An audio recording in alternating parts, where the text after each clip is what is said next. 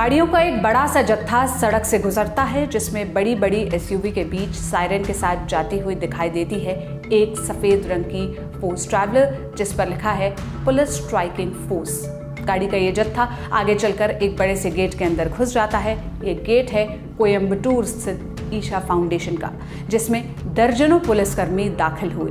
मगर सवाल यह है कि इतनी बड़ी तादाद में पुलिस ईशा फाउंडेशन के अंदर क्यों जा रही है? जवाब है कोर्ट के एक आदेश में। वो आदेश जिसमें कोर्ट ने कहा, हम तो ये जानना चाहते हैं कि एक व्यक्ति जिसने खुद अपनी बेटी की शादी करवा दी, उसे अच्छी तरह सेटल करवा दिया, वो दूसरे की बेटियों को सिर मुंडवाकर सन्यासिनी का जीवन बिताने के लिए क्यों प्रोत्साहित कर रहा है?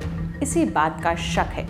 ये बात मद्रास हाईकोर्ट ने कही है। सदगुरु यानी जग्गी वासुदेव पर यह टिप्पणी की है मद्रास हाईकोर्ट ने। मगर मद्रास हाईकोर्ट को सदगुरु पर यह टिप्पणी करने की जरूरत क्यों पड़ी? आदेश में इसके अलावा और क्या क्या कहा कोर्ट ने, आपको ये सारी जानकारी इस वीडियो में बताते हैं। ये सारी चीजें जुड़ी हुई है एक retired professor doctor S Kamraj की हेबियस कॉर्पस पिटिशन से।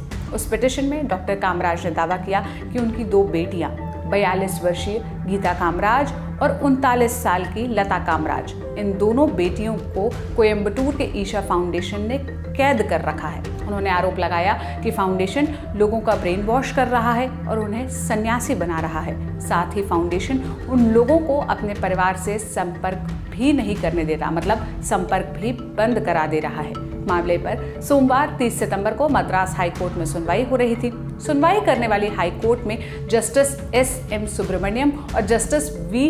शिवज्ञानम थे। इस याचिका में कामराज ने अपनी बेटियों की कामयाबियों के बारे में बताया। उन्होंने बताया कि फाउंडेशन ज्वाइन करने से पहले उनकी बेटियां पढ़ाई लिखाई और प्रोफेशनल लाइफ में काफी आगे थी। उनकी बड़ी बेटी यूके की एक जानी मानी यूनिवर्सिटी से मैकेट्रॉनिक्स में पोस्ट ग्रेजुएशन कर चुकी हैं। 2008 में अपने पति को तलाक देने से पहले वो अच्छी सैलरी पर काम कर रही थी। तलाक के बाद उन्होंने सदगुरु के फाउंडेशन में योग क्लासेस लेनी शुरू की। उनकी छोटी बेटी सॉफ्टवेयर इंजीनियर है। उन्होंने भी जल्द ही अपनी बड़ी बहन को फॉलो कर लिया। इसके बाद दोनों ने हमेशा के लिए सेंटर में रहने का फैसला ले लिया। याचिका में कामराज ने इल्जाम लगाया कि फाउंडेशन ने उनकी बेटियों को कुछ ऐसे पदार्थ और दवाइयां खिलाई जिससे उनकी सोचने समझने की शक्तियां कमजोर हो गई। इसी के चलते उनकी दोनों बेटियों ने परिवार के सारे नाते रिश्ते तोड़ दिए। कामराज ने यह भी आरोप लगाया कि उनकी दोनों बेटियों को इच्छा के खिलाफ फाउंडेशन के योग सेंटर पर रखा गया, मगर यहाँ उनकी बात उनकी बेटियों ने ही खारिज कर दी। इंडियन एक्सप्रेस की रिपोर्ट के मुताबिक सुनवाई के वक्त उनकी दोनों बेटियां कोर्ट में मौजूद थी। उन्होंने कहा, हम दोनों इस केंद्र पर अपने होशो आवास में रह रहे हैं। हमें किसी ने भी मजबूर नहीं किया है, ना ही जबरदस्ती नजरबंद कर रखा है। हालांकि इस बात से कोर्ट पूरी तरह सहमत नहीं हुआ। कोर्ट ने पूछा, हम ये जानना चाहते हैं कि जिस शख्स ने खुद अपनी बेटी की शादी करवाकर उसे अपनी जिंदगी में बढ़िया सेटल करवा दिया हो, वो दूसरों की बेटियों को उनके सिर मुंडवाकर और सन्यासी के रूप में जीवन जीने के लिए क्यों कह रहा है? असल शंका यही है। ईशा फाउंडेशन की ओर से जिरह कर रहे थे वकील के राजेंद्र कुमार। उन्होंने फाउंडेशन का पक्ष रखा और कहा, बालिगों को अपनी जिंदगी के फैसले खुद लेने का हक है। इसी तरह स्पिरिचुअल फैसले लेने के लिए भी उन्हें आज़ादी है। ऐसे में इन निजी फैसलों पर अदालती पूछताछ करना जरूरी नहीं है। संबंधित महिलाएं अपनी मर्जी से काम कर रही है। इस बात पर जस्टिस सुब्रमण्यम ने कहा, आप ये बात नहीं समझेंगे क्योंकि आप एक विशेष पार्टी को रिप्रेजेंट कर रहे हैं, मगर ये कोर्ट ना तो किसी के लिए है और ना ही किसी के खिलाफ। हम सिर्फ चाहते हैं कि हमारे पास जो भी आए उसे न्याय मिले। आगे उन्होंने कामराज की बेटियों से कहा, आप दावा कर रहे हैं कि आप लोग आध्यात्मिकता की राह पर हैं। आपको नहीं लगता कि अपने माता पिता को नकारना एक पाप है?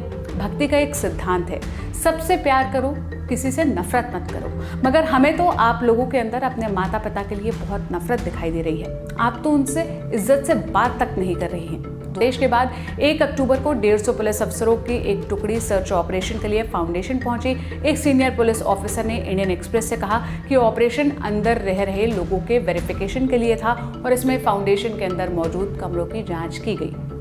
जांच के संबंध में ईशा योग सेंटर ने कहा, अदालती आदेश के मुताबिक जनरल जांच के लिए एसपी सहित पुलिस ईशा योग सेंटर आई। उन्होंने यहां रह रहे लोगों और वॉलंटियर्स से उनके रहन सहन के बारे में पूछताछ की। ये भी पूछा गया कि वो यहाँ कैसे आए और कैसे रह रहे हैं। इस मामले पर जो भी अपडेट्स आएंगे हम आप तक जरूर पहुँचाएंगे।